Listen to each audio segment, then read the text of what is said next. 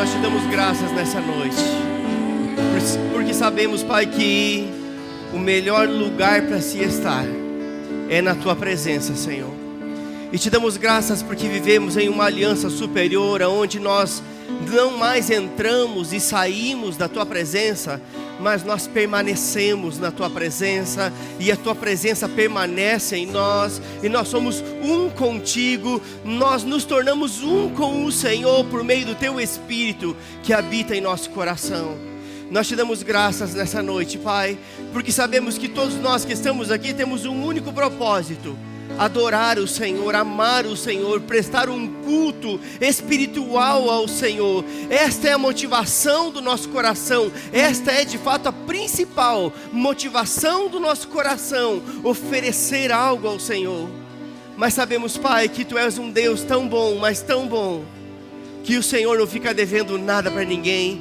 Ninguém que busca o Senhor, que se achega ao Senhor, sairá de mãos vazias, porque o Senhor é um Pai galardoador daqueles que o buscam. Tu és um Pai presenteador daqueles que o buscam. E nós estamos aqui nessa noite para te buscar, baseado naquilo que a Tua palavra diz: buscar-me-eis e me achareis, quando me buscareis de todo o vosso coração, e eu serei achado de vós, diz o Senhor. Nós te damos graças, Pai, porque nós podemos sim, Senhor Deus, desfrutar da gloriosa presença do Senhor. Nós te buscamos, nós te encontramos, nos tornamos um contigo, e podemos agora, Senhor Deus, oferecer a Ti um culto espiritual, oferecer o nosso melhor, um sacrifício vivo, santo e agradável ao Senhor. Toma conta de nossas vidas, de nossas famílias, de nossas casas, do nosso trabalho, dos nossos anseios e projetos. Nós depositamos tudo isso em Tuas mãos, na certeza, Senhor, de que Tu és um Deus que trabalha em favor daqueles que em Ti esperam, daqueles que em Ti confiam. Nós decidimos buscar o Senhor em primeiro lugar, confiando que a Tua palavra é a verdade, em que diz que quando nós Te buscamos em primeiro lugar, todas as demais coisas, elas nos serão acrescentadas sem esforço algum. Nós sabemos que nesse exato momento em que nós estamos aqui buscando o Senhor, nos rendendo ao Senhor, prestando um culto espiritual ao Senhor, nesse exato momento, o Senhor está intervindo em situações, em áreas da nossa vida, da nossa família, das nossas finanças, da nossa saúde. O Senhor está operando eficazmente naquilo que diz respeito às nossas vidas, porque nós escolhemos a melhor parte, que é buscar o Senhor. Te damos graças porque não fomos vencidos pelo comodismo, pela preguiça espiritual. Nós estamos aqui, Senhor, para Te adorar verdadeiramente, desprovidos de intenções erradas, mas com o coração totalmente rendido ao Senhor. Declaramos nossas mentes cativas à obediência de Cristo. Consagramos todo o nosso espírito e alma e corpo ao Senhor. Declaramos que esse lugar, porque nós estamos aqui, porque a Tua presença está aqui, é um lugar santo, e aqui não há lugar para nenhum espírito maligno, para nenhum espírito de distração, para nada que venha a trabalhar de forma contrária à Tua vontade, porque nós declaramos que a Tua vontade seja feita nesta noite, neste lugar e em nossas vidas, assim como ela é feita nos céus. Te damos graças, Senhor, porque é um privilégio para nós sermos Teus filhos, filhos amados de um Pai que é amoroso. Obrigado, Senhor. Nós Te adoramos e reverenciamos a Tua presença, em nome de Jesus. Amém e amém. Muito obrigado, queridos. Vocês são um sucesso, cheios do Espírito, vocês são uma grande bênção. Amém. Você pode se assentar.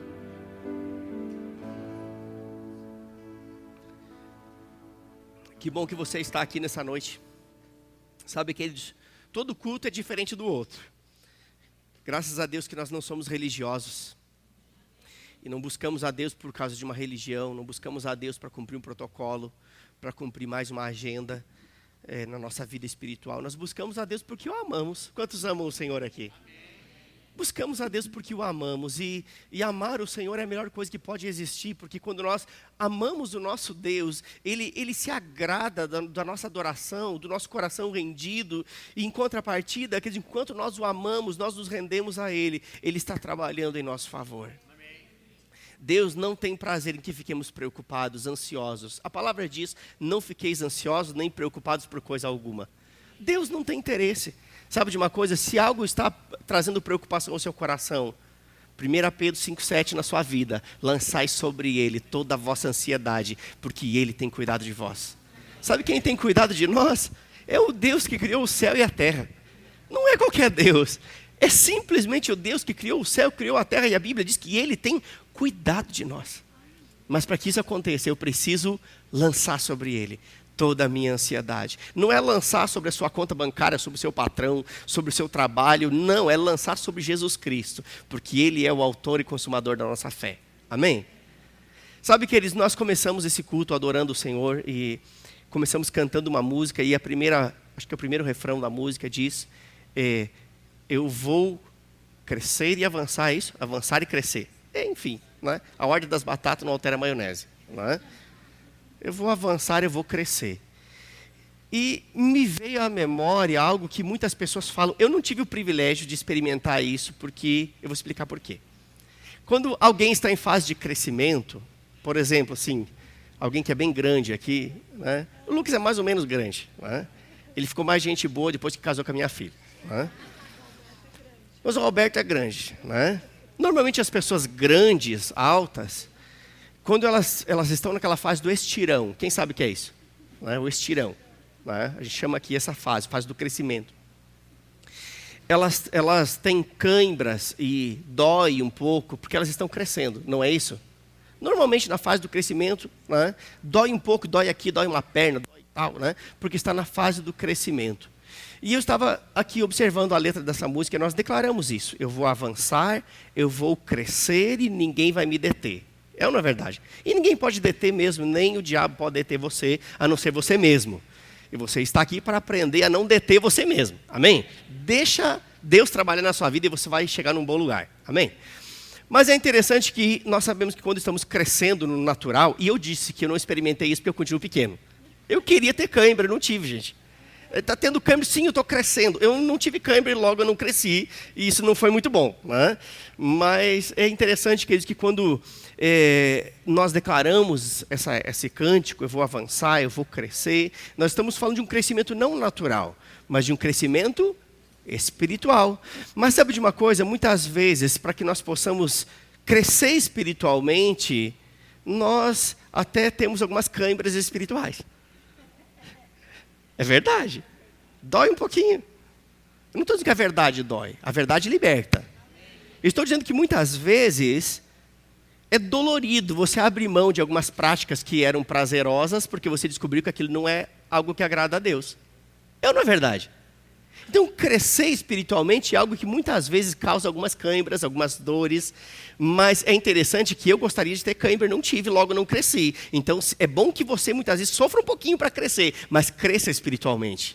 Amém? Deus deseja que você cresça espiritualmente. E para isso, nós vamos caminhar um pouquinho sobre algumas verdades da palavra de Deus, e você vai sair daqui mais maduro, mais grande. Você vai sair daqui mais robusto espiritualmente. Amém? Porque quando nós comemos uma boa comida, uma comida balanceada, equilibrada, o resultado é que nós ficamos fortes. E quando você come uma boa palavra, vinda de Deus, você fica forte. Amém? Então abra sua Bíblia em Romanos capítulo 12.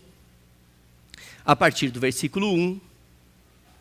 Nós vamos caminhar um pouquinho sobre alguns versículos e vai ser uma grande bênção nas nossas vidas.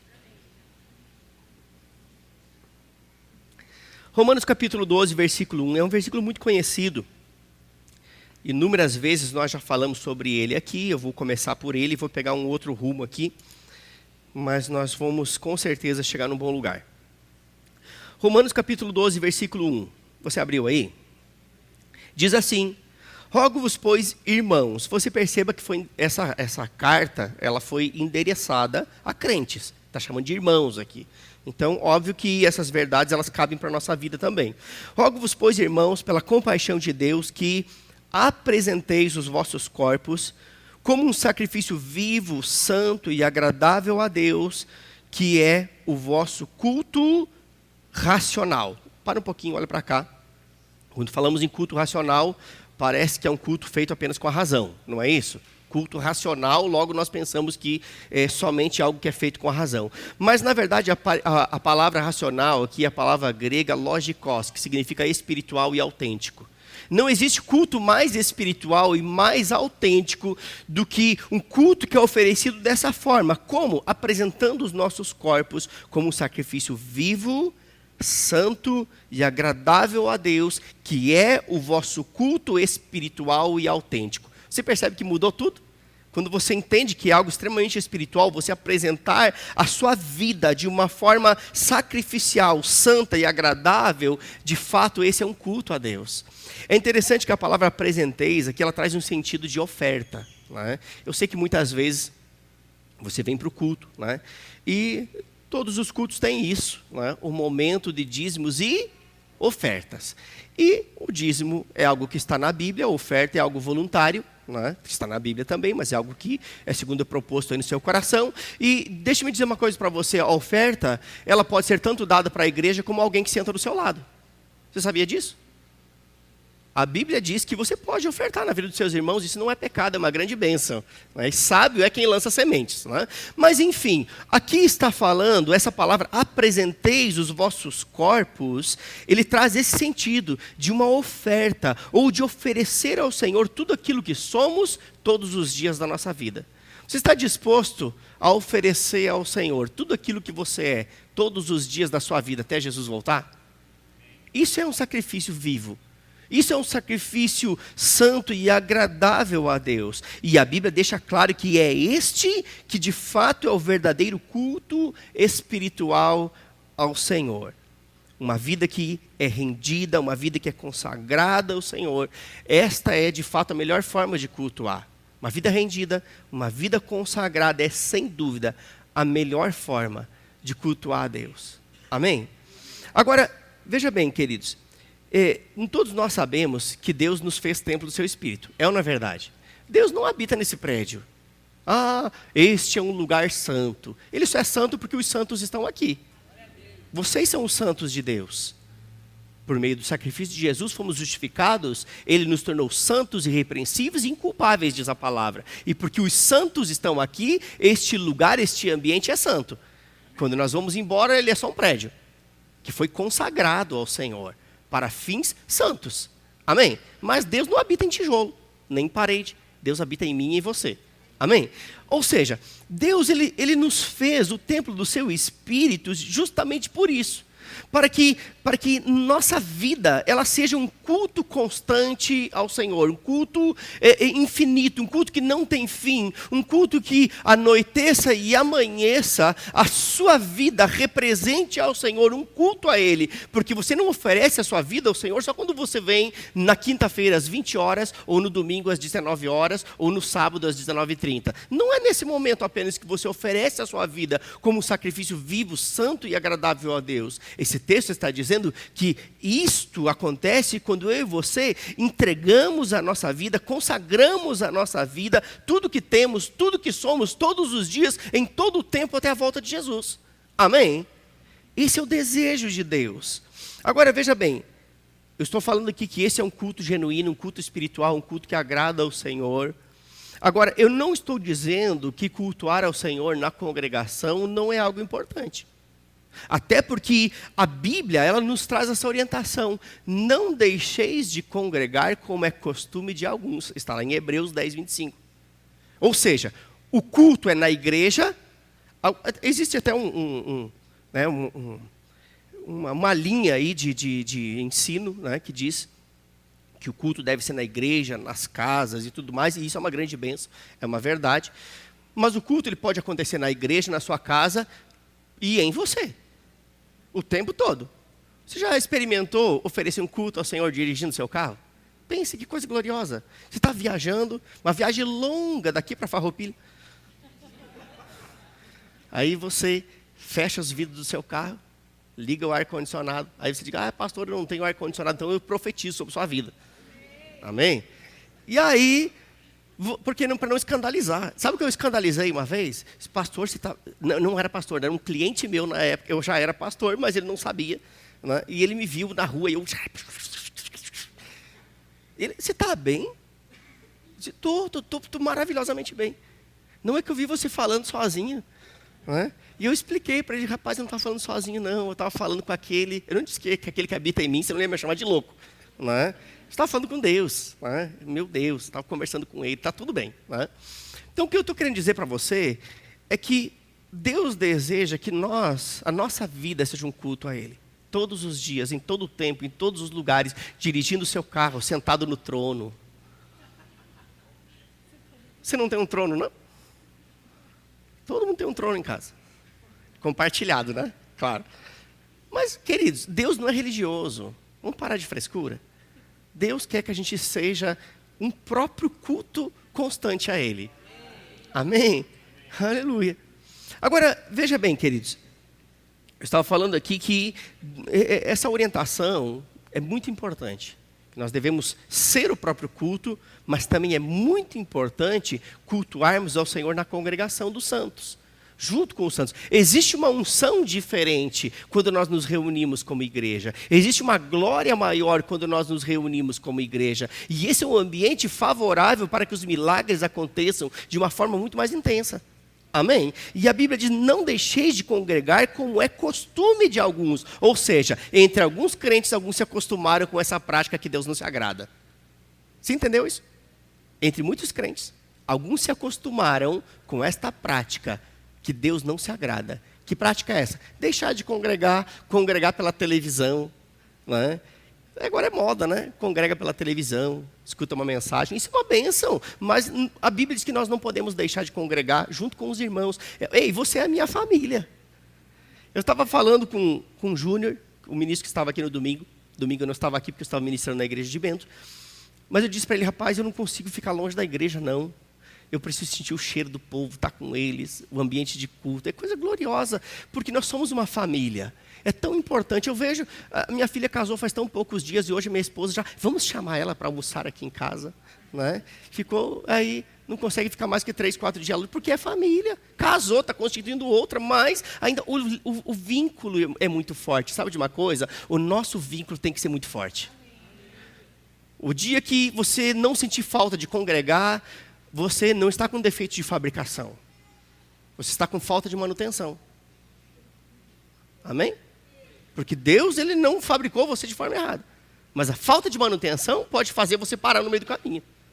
E é por isso que tem muitos crentes parando no meio do caminho. Falta de manutenção. Onde é que você dá manutenção? Aqui no congregar. Uma palavra específica vindo do coração de Deus para ajustar a sua vida. Amém? E isso é uma grande bênção para todos nós. Agora veja bem, queridos. Esses crentes que não desenvolveram essa prática de congregar de uma forma constante, normalmente eles são crentes fracos, crentes infrutíferos, crentes que no domingo, quando eles vêm, eles parecem muito espirituais, mas na segunda-feira o diabo está passando uma rasteira, altos e baixos, estão levando rabo de arraia do diabo, porque eles estão fracos, eles são infrutíferos, eles não produzem, eles não conseguem ganhar nenhum parente, nenhum amigo, nenhum colega de trabalho para Jesus, porque eles não podem dar o que eles não têm. Você pode dar algo que você não tem? A gente só pode dar o que tem. E este é o lugar onde nós viemos, nós nos abastecemos, nós nos fortalecemos, e quando saímos no outro dia, pronto, nós temos o que dar, porque a Bíblia diz que o homem bom, ele tira do bom tesouro do seu coração coisas, mas antes de tirar tem que entrar. E aqui é o lugar onde o depósito está acontecendo na sua vida. Amém? Deus está querendo fazer depósitos, mas tem muita conta que está bloqueada. Está bloqueada por quê? Porque não vem nos cultos, porque não está aberto para receber, porque valoriza tantas outras coisas, mais do que está recebendo. E eu quero que você receba isso com amor. Se você está aqui, queridos, é porque você valoriza o Senhor.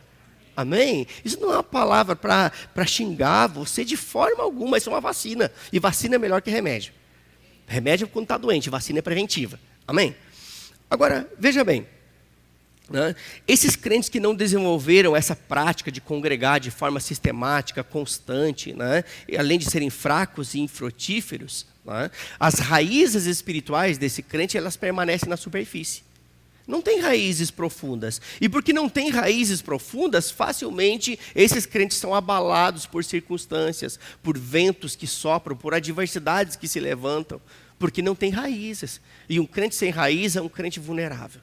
Um crente sem raiz é um crente que ele é levado pelas circunstâncias.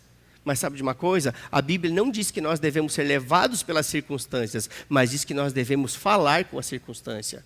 Que diremos, pois, a estas coisas? Mas só pode dizer alguém que antes ouviu. Só pode dizer alguém que está persuadido por essa verdade. Amém?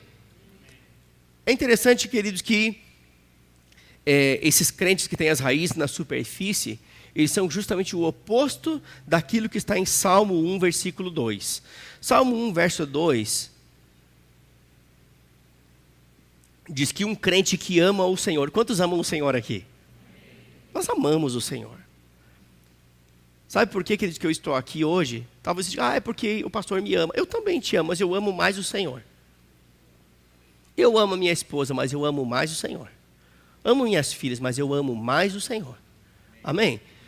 E Salmo 1, versículo 2 diz que aqueles crentes que amam o Senhor, necessariamente eles terão que amar também a sua palavra. Porque Deus e a sua palavra são um. Não tem como você amar a Deus sem amar a palavra. Isso é totalmente impossível. Nós não temos como dizer que amamos a Deus se não amamos a palavra que veio do próprio Deus. E amar a Deus, além de obrigatoriamente amar a sua palavra, também significa ser intenso nas coisas de Deus. Sabe, queridos, Deus está nos chamando para um nível de intensidade maior. Deus deseja isso, que nós sejamos mais intensos. Eu fui intenso em tantas coisas, queridos. Eu me lembro no tempo que eu era representante comercial. Quantos representantes comerciais tem aqui? Ninguém? Aí, quase ninguém, né? Rapaz, é uma profissão boa, mas se você não for espiritual, aquilo te consome. Você quer mais e mais e mais. Eu me lembro que muitas vezes eu saía 5 horas da manhã de casa, chegava em casa 10 horas da noite. Lembra disso? Eu era o primeiro da lista em número de vendas. Vendia o que 3 vendedores juntos vendiam.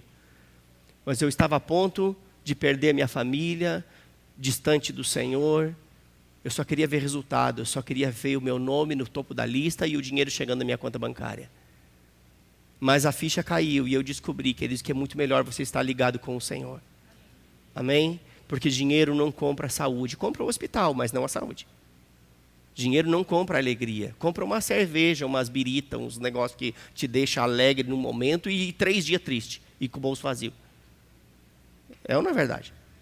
Dinheiro não compra essas coisas. E quando eu descobri isso, eu passei a mudar a minha... Eu não deixei de ser intenso, eu só mudei o alvo da minha intensidade. Eu era intenso no Senhor. E agora eu passei a ser intenso nas coisas naturais. E eu passei a ser mais intenso nas coisas do Senhor. E é justamente isso que o Senhor deseja de mim e de você. Que o amemos, que amemos a sua palavra e que sejamos intensos nas suas coisas. Talvez você diga, mas de onde é que ele tirou isso em Salmo 1, verso 2? Salmo 1, verso 2 diz que aquele que medita na palavra dia e noite. Alguém pode meditar na palavra dia e noite sem ser intenso? Só pode, alguém que medita na palavra de dia e de noite, está falando o tempo todo, meditando, ruminando a palavra, é alguém que é intenso nas coisas do Senhor.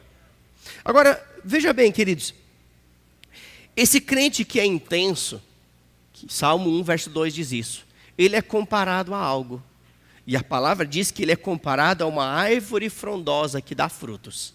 Ele é comparado a esta árvore que, além de dar frutos, suas folhas não caem e tudo o que fizer prosperará. Oh, meu Deus! Você já pensou em tudo que você fizer prosperar?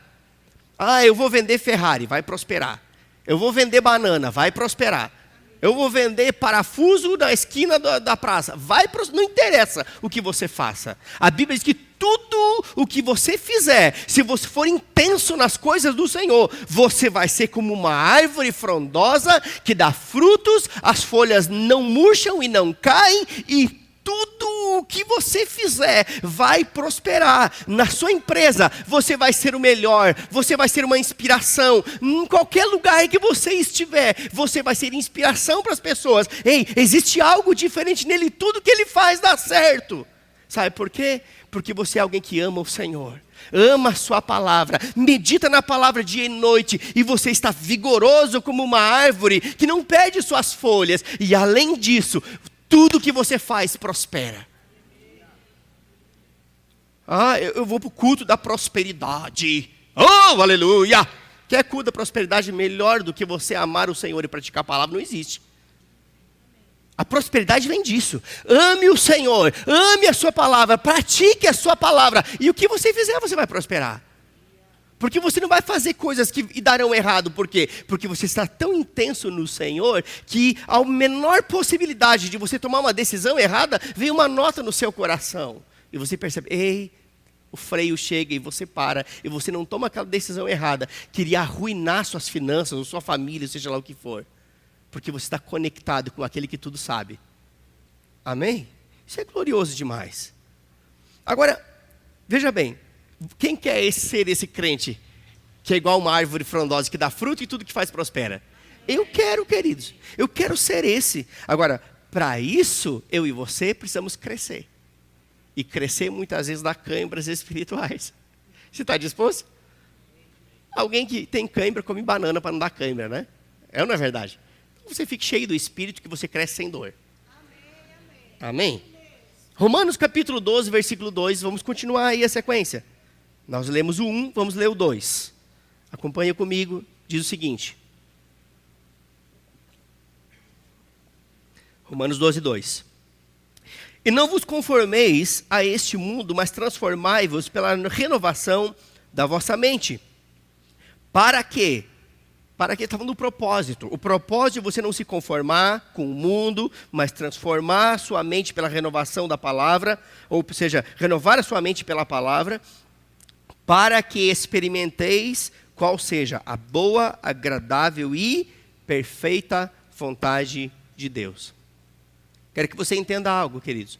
A vontade de Deus é uma única vontade, não são 3 vontades. Algumas pessoas pensam, não, eu estou na vontade boa de Deus, mas eu vou chegar na vontade agradável. E quem sabe, se eu for muito fervoroso, eu chego na vontade perfeita. Não, a vontade de Deus, ela é boa, ela é agradável e ela é perfeita. Ela tem todas essas qualidades aqui. Mas para isso, queridos, nós precisamos viver a primeira parte do versículo, que diz, não vos conformeis a este mundo. Sabe de uma coisa? Este mundo tem um Deus. Sabe quem é o Deus desse mundo? Satanás é o Deus desse mundo. A Bíblia diz que Satanás é o Deus deste século. Mas graças a Deus que nós estamos nesse mundo, mas não pertencemos a esse mundo. Somos cidadãos dos céus. Temos o passaporte só de ida. Amém? Aliás, a passagem só de ida, né? Passaporte você vai para qualquer lugar. Não, temos a passagem só de ida. Está comprada, protocolada, aguardando o retorno glorioso. Amém? Agora, veja bem, queridos. Esse texto ele está dizendo, não vos conformeis a esse mundo. E eu já falei isso no outro culto, mas eu quero trazer uma outra abordagem aqui. A palavra conformeis aqui fala de entrar em um esquema. Vocês sabem que muitos políticos estão sendo presos porque entraram num esquema de corrupção. É ou não é verdade? Quem entra no esquema desse mundo também vai acabar sendo preso pelo diabo. Aqui está dizendo, não entreis no esquema desse mundo, ou na forma desse mundo, ou a forma com que esse mundo vive. Mas eu quero que você preste atenção nisso. Especificamente aqui nesse texto, a palavra não vos conformeis traz a ideia de acomodação espiritual. Não vos acomodeis espiritualmente. É isso que esse texto está dizendo aqui. Não se conformar com o mundo. Lembra que essa carta foi escrita para quem, gente? Diga, para cristãos, crentes. Então está dizendo aqui, não se acomodem espiritualmente. Isso é um alerta, queridos, para mim e para você. Se o escritor está dizendo para não se acomodar espiritualmente, não entrar na forma ou no esquema desse mundo, é porque é possível que nós sejamos tragados pelas circunstâncias, pelo comodismo espiritual, pela apatia espiritual, pior que demônio. Os demônios estão me tentando. Não, é fraqueza espiritual. Quem é fraco espiritual, nem fome tem. É ou não é verdade? Quem está espiritualmente fraco, você tem que enfiar comida goela abaixo. Come. Porque daí quando come, fica um pouco mais forte, dá vontade de comer. É ou não é verdade? Mas um cabra que está espiritualmente enfraquecido, ele não tem vontade de ler, ele não tem vontade de orar, ele não tem vontade de vir para os cultos. E aí sabe o que tem que fazer? Você que está forte, suporte os fracos. Diga, ô crente, bora, vamos comigo. Vá buscar em casa, faz qualquer coisa. Ei, que você lembre de pessoas que você já viu aqui nessa igreja, você não está vendo mais. Em nome de Jesus. E que você vá buscá-los em casa. Olha, o pastor pregou, eu me lembrei de você, eu estou aqui, eu estou com você. Amém? Porque a Bíblia diz isso, que os fortes devem amparar os fracos, suportar a fraqueza dos fracos. Amém? Agora, veja bem, o texto vem dizendo, mas transformai-vos pela renovação da mente. A palavra aqui, renovação, é a palavra metanoia. Diga metanoia. A palavra metanoia, ela significa mudança de mentalidade, mas significa um pouco mais do que isso. Eu estou trazendo aqui verdades já faladas e algumas outras novas que ainda não foram faladas. Muitos falam sobre renovar a mente, a palavra metanoia, simplesmente mudança de pensamento ou mudança de mentalidade, mas esta palavra significa muito mais do que isso. Significa arrependimento, porque não tem mudança de mente sem arrependimento. Você não consegue mudar os seus pensamentos, mudar a sua mente, sem que haja um genuíno arrependimento. E arrependimento implica em não voltar a fazer as mesmas coisas. Ou seja, a renovação da mente, ela acontece exatamente no nível em que você deixou as velhas práticas em áreas que você estava atuando. Quando você deixou de fazer isso, pronto, naquela área você venceu. Sua mente foi renovada naquela área. Amém? Renovada pelo quê? Pela palavra de Deus. Renovar a mente é tirar pensamentos velhos, tirar pensamentos errados e colocar os pensamentos certos, alinhados com a palavra de Deus. Isso é renovar a mente. Amém? Agora, veja bem, queridos, nós estamos falando aqui que a palavra metanoia, que procede da palavra renovação da mente, significa mudança de mentalidade, mas também arrependimento, e arrependimento implica em mudança de comportamento, mudança de atitude, ou seja, não repetir os mesmos erros. Basicamente, está falando o que aqui, queridos? Que para que haja de fato uma mudança na nossa vida, o primeiro passo para essa mudança é mudar a forma de pensar e de agir. Muitas vezes oramos ao Senhor, Senhor, muda a minha vida. Oh Senhor, dá uma guinada na minha vida. Senhor, que haja uma mudança na minha vida. E o Senhor está esperando. Ei, filho, mude. Mude você. É você que tem que mudar. A minha palavra diz como. Eu te digo como, mas quem muda é você. Está comigo? Você está crescendo. Amém? Então, esse é o primeiro passo para uma mudança de vida. Eu quero mudar todos os dias, eu quero melhorar todos os dias, eu não quero ser igual a ontem, eu não quero amanhã ser igual a hoje, eu quero ser melhor.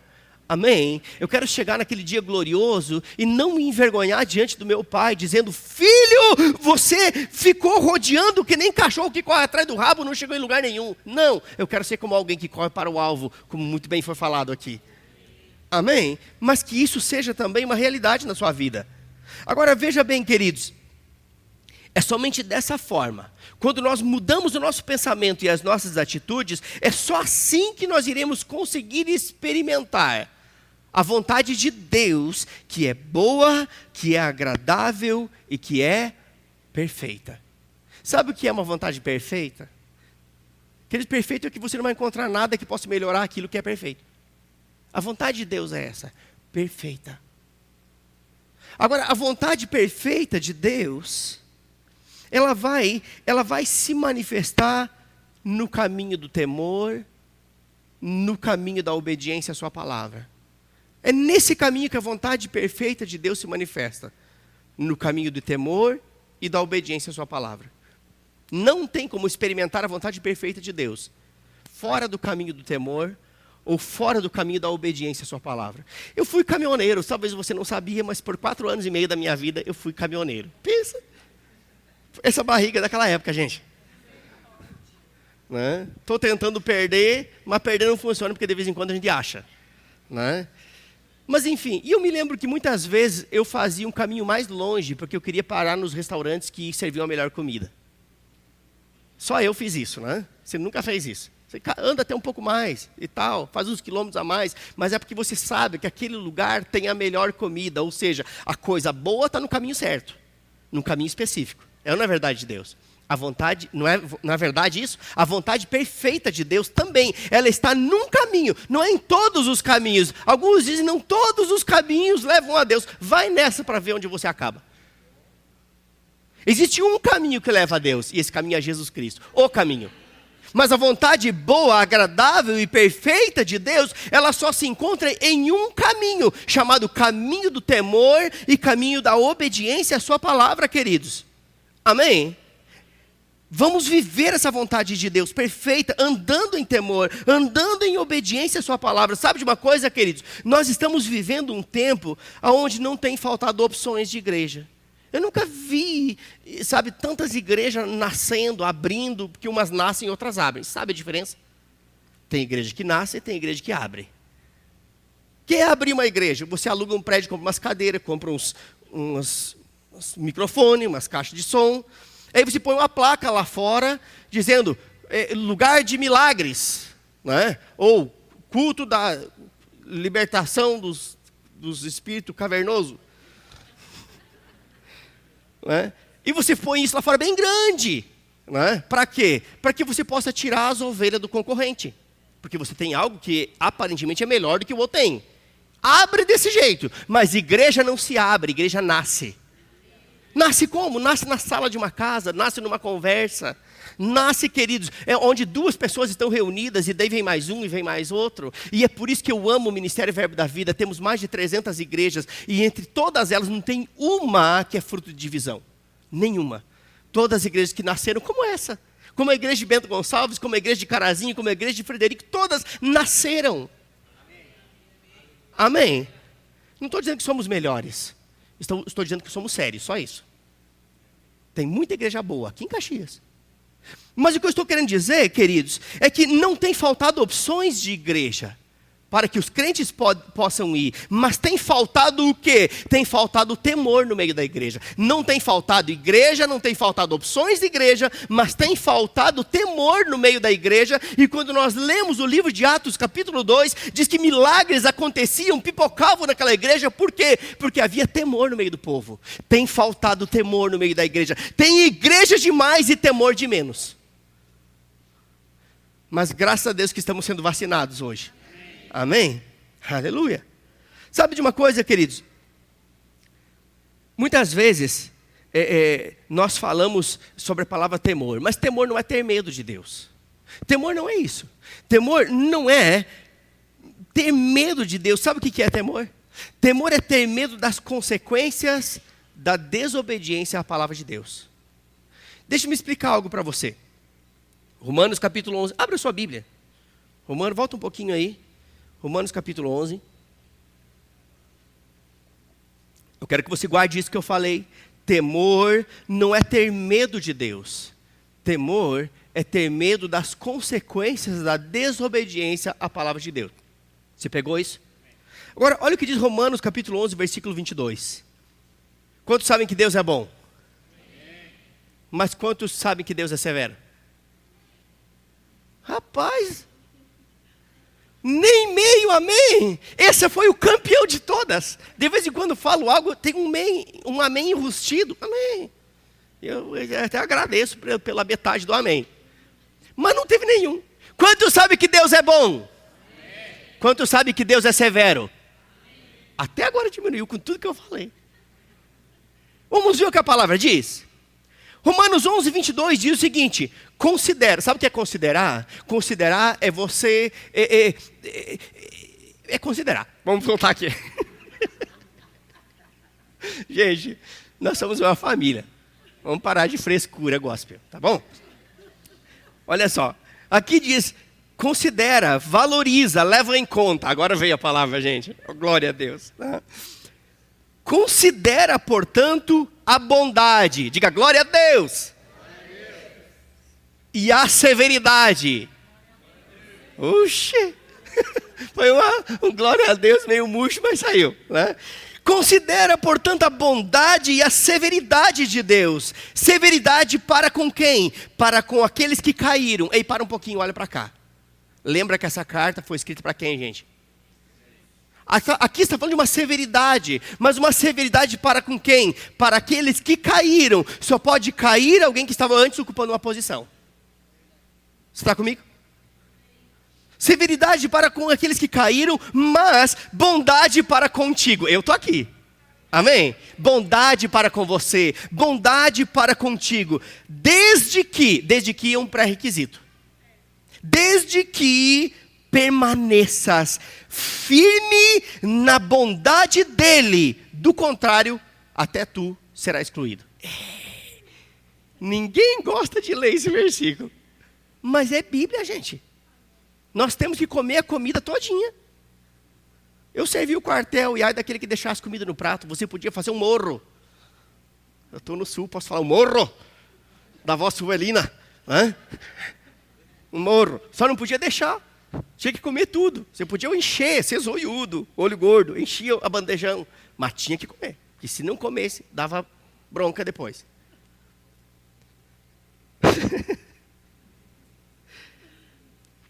Agora, olha só, queridos. O que eu estou querendo dizer com isso?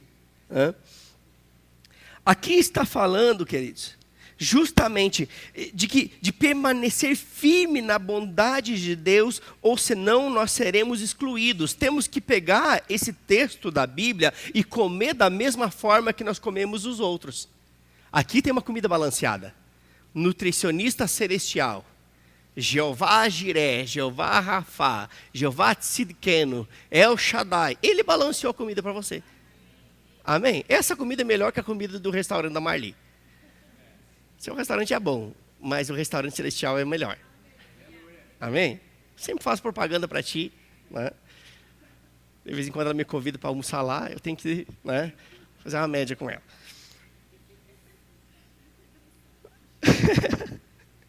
Mas olha só, queridos. Aqui está falando, queridos, justamente disso.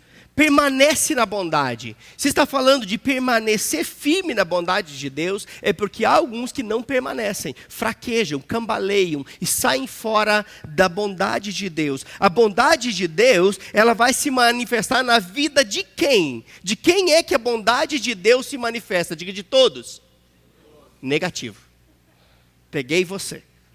Não é de todos, não. A bondade de Deus, ela se manifesta na vida daqueles que obedecem a sua palavra. Ela é para todos, sim, é para todos. A bondade de Deus é para todos, mas não se manifesta em todos. Porque a bondade de Deus se manifesta no caminho da obediência. Lembra que eu falei sobre isso?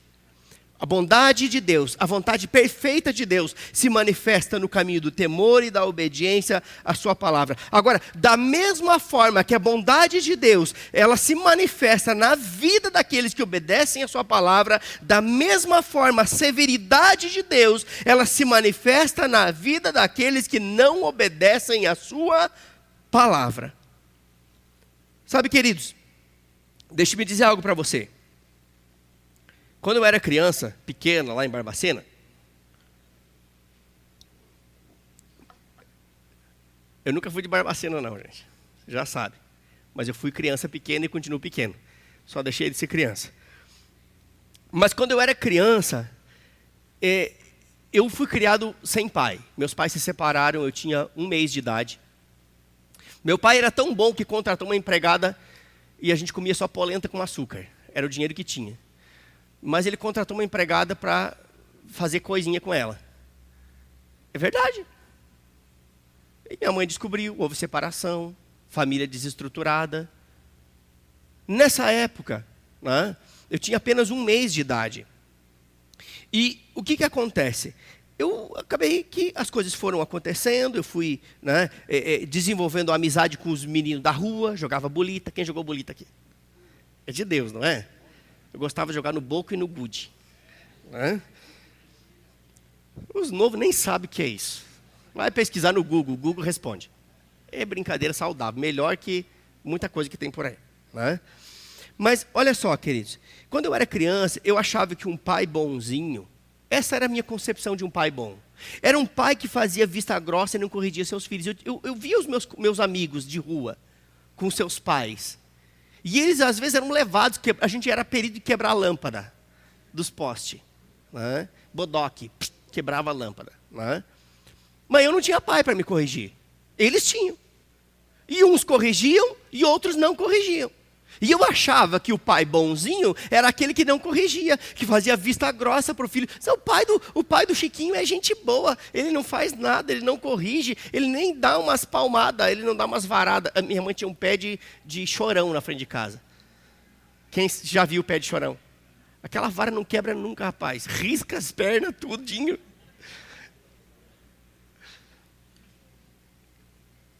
Mas a ideia que eu tinha de um pai bonzinho era esse pai que não corrigia seus filhos. Só, queridos, que eu acabei crescendo. E esse pensamento, ele era um pensamento de criança. Hoje nós crescemos, não em estatura, mas em sabedoria e graça. Amém? Né? Hoje nós crescemos e todos nós sabemos que um pai que realmente ama é um pai que corrige. É ou não é verdade? Um pai que ama é um pai que corrige. Me lembro, ano passado, fomos chamados na escola, pela direção da escola. Né? Eu e minha esposa, a escola mandou um bilhete, marcou. E a gente ficou assim, meio preocupado. Né? Escola da Júlia. Fomos lá e a Júlia apreensiva, sentamos na sala do diretor. E lá estava o monitor, e eles dois sentados ali, com uma cara fechada. E aí não sorriam. Um ambiente fúnebre naquela sala. Ele botou a Júlia sentada no nosso meio, disse, você se sente no meio dos seus pais. Assim, firme. Né? E ele fez uma pergunta. Quero que você descreva seus pais. Eles são bonzinhos ou são chatos? E a Júlia assim fez uma... Né? Você tem que falar a verdade. E ela disse, eles são chatos. E aí o diretor da escola disse, é por isso que vocês estão aqui. É por isso que vocês foi chamado aqui para receber um elogio. Porque os seus pais são chatos. Você foi considerada a melhor aluna da sua classe. Mas isso só aconteceu porque seus pais são chatos. Você entendeu onde eu estou querendo chegar? Pai que ama é pai que corrige. Ei, filho não morre por uma palmadinha não, uma varadinha não, uma chineladinha não. Ah, mas a lei, nós temos a lei de Deus, que diz corrige teu filho com vara. Amém? O sangue pode dar na canela, eu fico com a palavra. Amém? Agora, esse pensamento de que um pai bonzinho era um pai que não corrigia, de fato era um pensamento de criança, mas nós crescemos, nós descobrimos isso, né? E sabemos que um pai que ama é um pai que corrige. Quantos entenderam isso e sabem que isso é uma verdade? Diga, um pai que ama é um pai que corrige. E por que você acha que com Deus seria diferente? Por que você acha que um pai natural que ama é um pai que corrige e um pai espiritual que ama é um pai que faz vista grossa? Não, um pai que ama seus filhos, ele é sim um pai que corrige. Sabe o que a Bíblia diz? A Bíblia diz que Deus corrige aqueles que ele ama. Hebreus 12:6. Deus corrige aqueles que ele ama. Mas corrigir não é espancar. Corrigir é recolocar no caminho.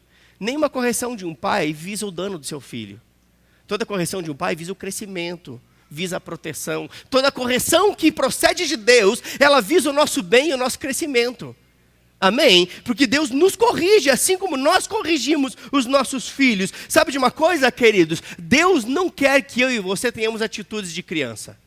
Deus não deseja isso. Sabe o que Deus quer? Deus quer que eu e você tenhamos um coração puro como de uma criança, mas não que tenhamos atitudes como de uma criança, porque uma criança é levada, ela apronta, ela tenta esconder, ela tenta dissimular muitas vezes. Não atitudes de criança de achar que um pai bonzinho é um pai que não corrige o que faz vista grossa, mas um coração de criança, um coração desprovido de maldade, um coração totalmente rendido, um coração puro, porque aqueles que não forem como uma criança não herdarão o reino, diz a palavra.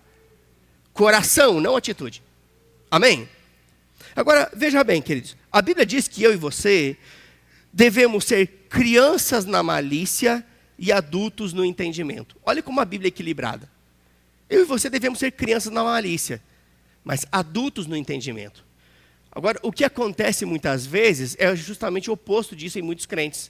Eles são adultos na malícia e crianças no entendimento. Não entende nada, porque não lê, não ora, vem nos cultos, acha que igreja é corpo de bombeiro, quando está incendiando a casa.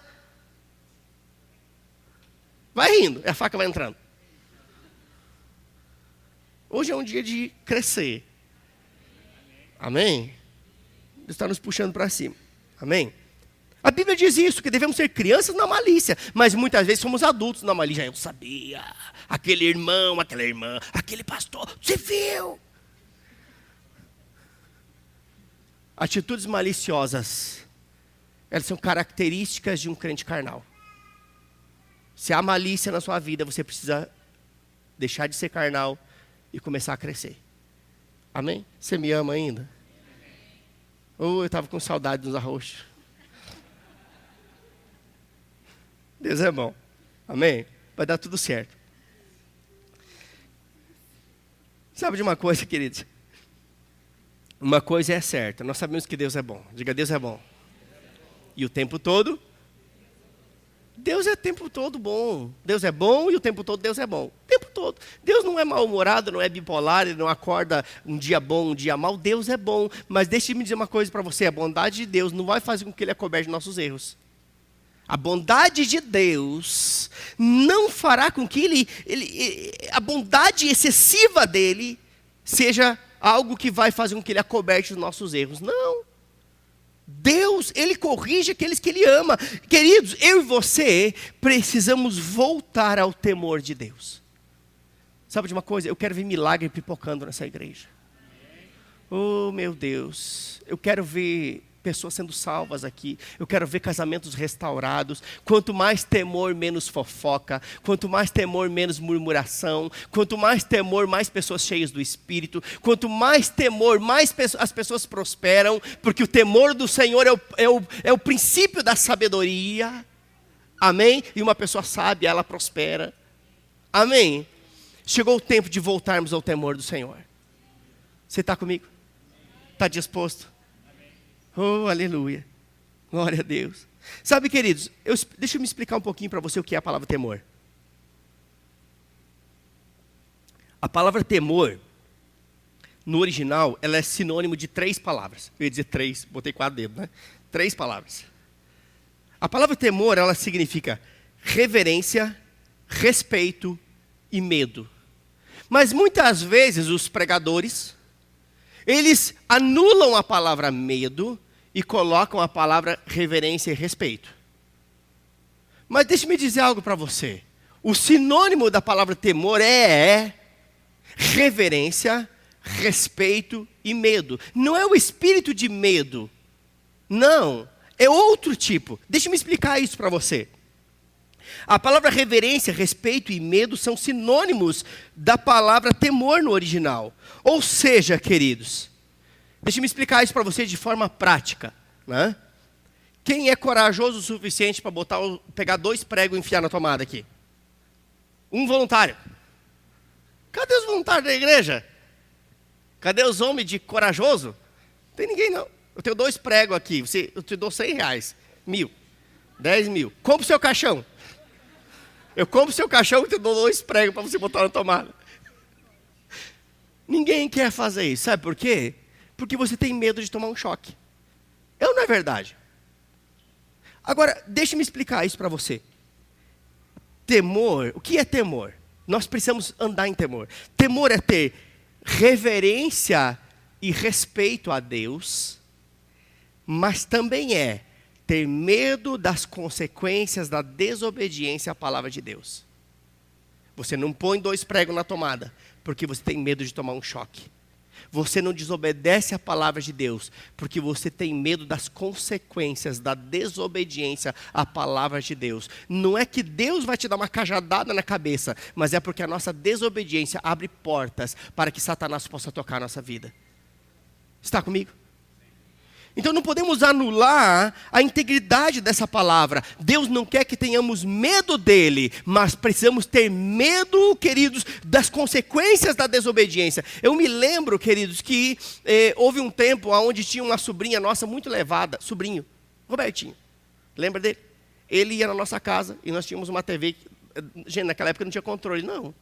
Eu sou dessa época que as TV não tinha nem controle. Mas tinha um botão de liga, desliga, e ele ficava na frente da TV e fazia assim, tic, tic, tic, tic, tic, tic, tic. Lembra disso? E minha esposa teve uma brilhante ideia de botar um espinho. Lembra disso? De roseira, gente. Ela é um doce. Se quando ele espetar o dedo, nunca mais.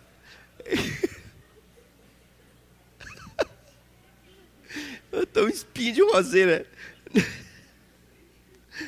Oh, meu Deus.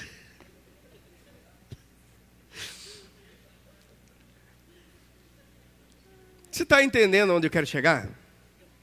Deus não quer que tenhamos medo dele.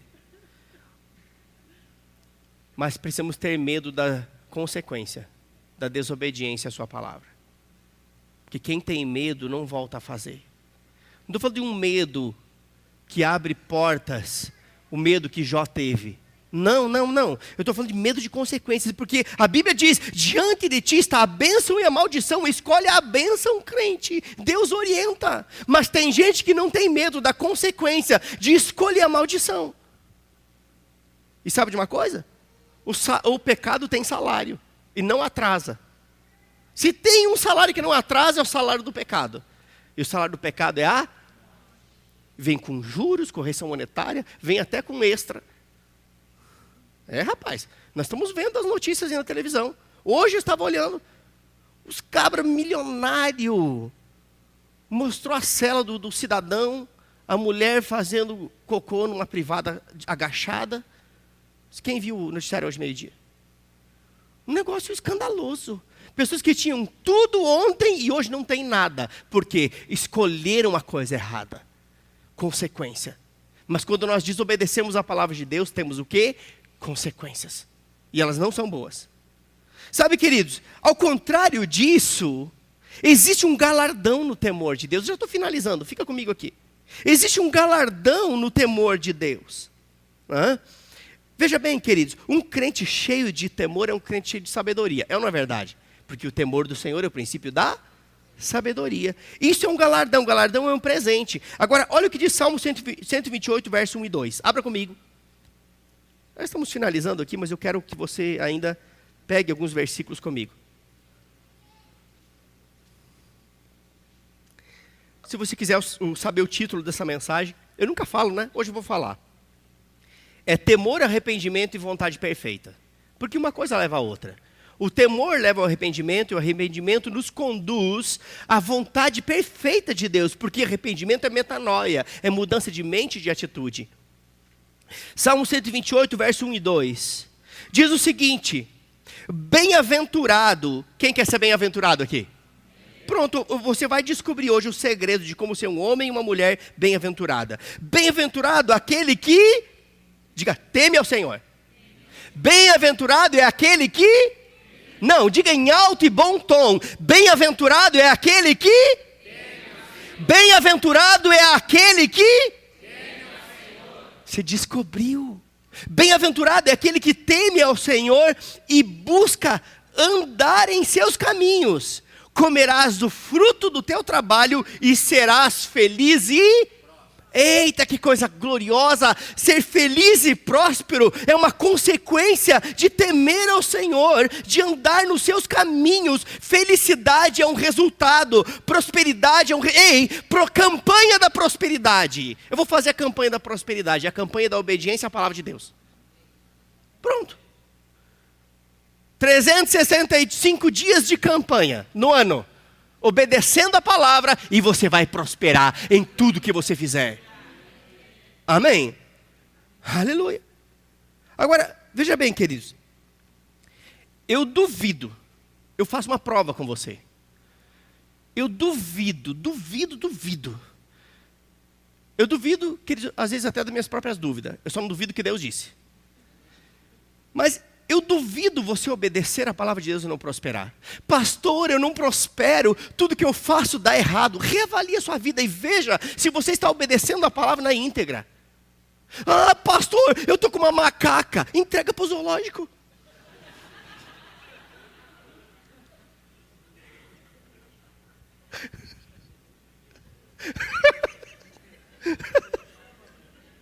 Oh, meu Deus.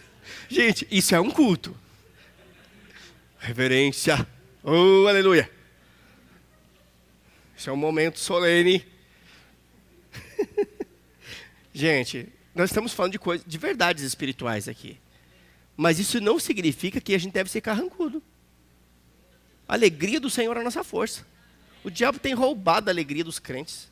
Aí tem um tanto de crente perebento. É verdade. Sem alegria, frustrado, depressão espiritual. Esse eu inventei agora, gente. Agora eu duvido, queridos, que você, andando em obediência à palavra de Deus, não vá prosperar. Eu duvido, eu faço prova com você. Eu sou prova viva disso, queridos. Sou prova viva do que é prosperar sem ter R$1 no bolso. Eu sou prova viva de desfrutar de milagres de Deus. Sabe de uma coisa? Eu não busco dinheiro. Eu busco o Senhor. E quem busca dinheiro se afasta de Deus, mas quem busca Deus chega a dinheiro. Amém? Eu duvido você buscar o Senhor, priorizar as coisas do Senhor e não ser suprido em tudo. Acompanha comigo Salmo 112.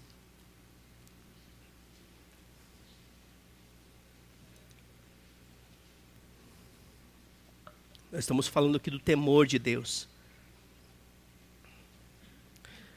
Salmo 112, verso 1 a 3 diz o seguinte: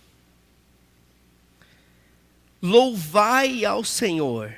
E olha, repete as mesmas verdades do versículo anterior. Diz o seguinte: bem-aventurado o homem que teme ao Senhor, que em seus mandamentos tem grande prazer, ou seja, na sua palavra, nos seus princípios, ele se alegra, ele tem prazer em viver isso. A sua descendência será poderosa na terra. A geração dos retos será abençoada. Ei, olha o que diz aqui. Não está dizendo que toda geração vai ser abençoada. Está dizendo que é a geração dos retos. É a geração daqueles que andam no caminho de retidão, no caminho da justiça, no caminho aonde a bondade de Deus se manifesta, a vontade boa, agradável e perfeita se manifesta. Nesse caminho, no caminho dos retos, a bênção é abundante. Amém?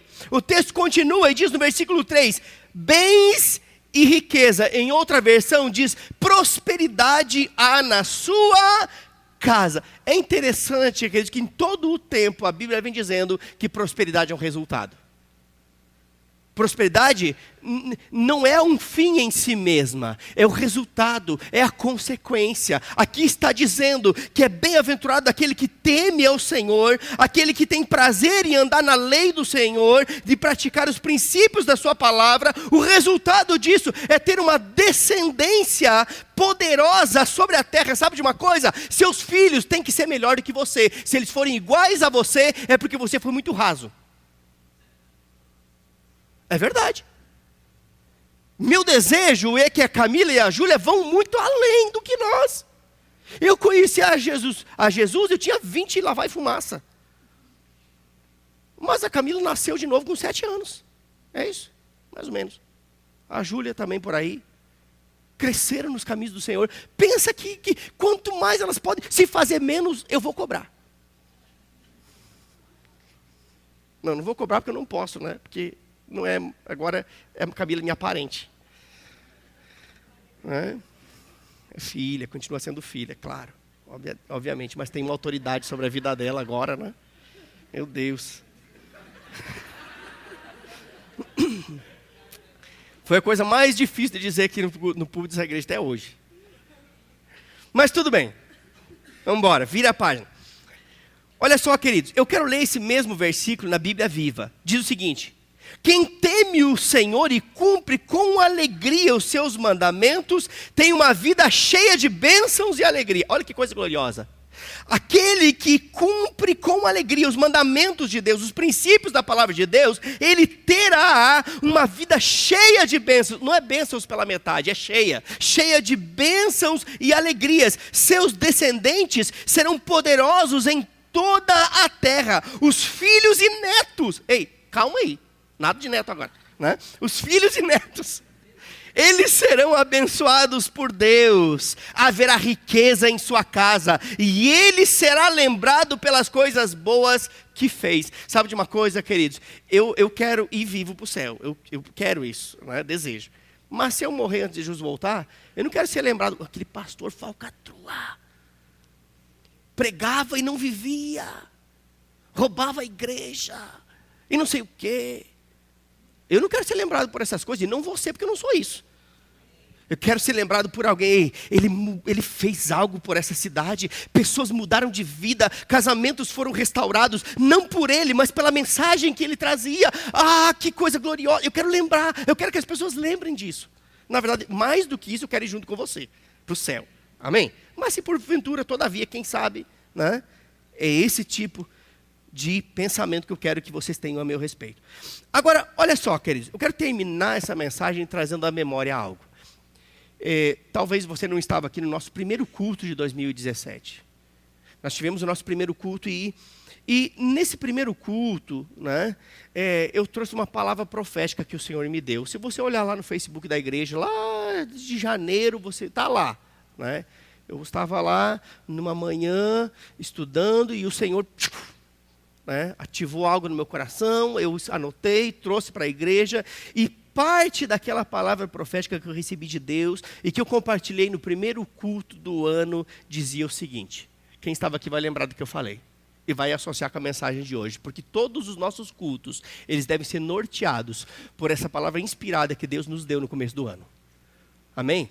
Uma das coisas que Deus me falou é que 2017 será um ano onde aqueles está dizendo que uns sim e outros não. Aqueles que andarem em temor, diga temor. Do que é que nós estamos falando hoje? Aqueles que andarem em temor e em santidade e comprometimento com as coisas que são do alto. Não é tudo que foi falado hoje. Aqueles que andarem em temor, santidade e comprometimento com as coisas que são do alto, experimentarão o que de fato é a vontade perfeita de Deus. Sabe de uma coisa? Eu fui me lembrar disso hoje, pouco antes de vir para o culto. Essa mensagem veio no meu coração, foi quando eu estava voltando do aeroporto. Eu parei o carro, gente. Eu nunca tive uma mensagem dirigindo, assim, tive que parar e anotar. Eu tive essa vez. Terça-feira. Estava voltando do aeroporto, né? E daqui a pouco brotou algo no meu coração, aí não tinha lugar para estacionar, aí tal, dei um jeitinho, liguei o pisca-alerta do carro e comecei a fazer as anotações no meu celular dessa mensagem de hoje. E só hoje, quando fui dar mais uma olhada, é que veio no meu coração, gente, isso tem tudo a ver com aquilo que o Senhor me falou no começo do ano. Aqueles que andarem em temor, em santidade e comprometimento com as coisas do Senhor, são estes que experimentarão a vontade perfeita do Senhor. Fique de pé, eu quero orar com você. Aleluia. Sabe de uma coisa, queridos? Essa mensagem, ela nada mais é do que uma convocação. É uma convocação para que eu e você subamos de nível. Para que eu e você possamos entrar ou andar em um nível de maior temor de Deus. É chegado o tempo, queridos. Jesus está voltando e Ele não vai buscar qualquer igreja. Ele vai buscar aqueles que andam em temor. Aqueles que andam em santidade. Aqueles que têm um compromisso com Deus e não trocam o compromisso mais importante por outros que são menos importantes. O homem sábio, ele jamais trocaria o compromisso mais importante por um menos importante. E não existe compromisso mais importante do que você buscar o Senhor em primeiro lugar. Não existe. O compromisso mais importante da sua vida não é o seu pastor. O compromisso mais importante da sua vida não é o futebol no domingo. O compromisso mais importante da sua vida não é o aniversário do primo segundo, que você nunca vê, mas que tem um bolo tão gostoso que você não pode faltar. Não, o compromisso mais importante que você tem é que a sua vida, ela seja um culto constante ao Senhor. E que você separe alguns dias da semana, aqueles que você puder, para cultuar o Senhor, congregar com os seus irmãos, viver a família, porque é nesse ambiente, queridos, que a glória de Deus se manifesta, que instruções chegam, direção chega e a nossa vida é mudada. Quero finalizar isso antes de orar, lendo um último versículo para você. Diz o seguinte, está lá em Salmo 34, verso 9 e 11, apenas ouça. Temei ao Senhor, vós, seus santos. Sabe quem são os santos aqui? Diga, eu.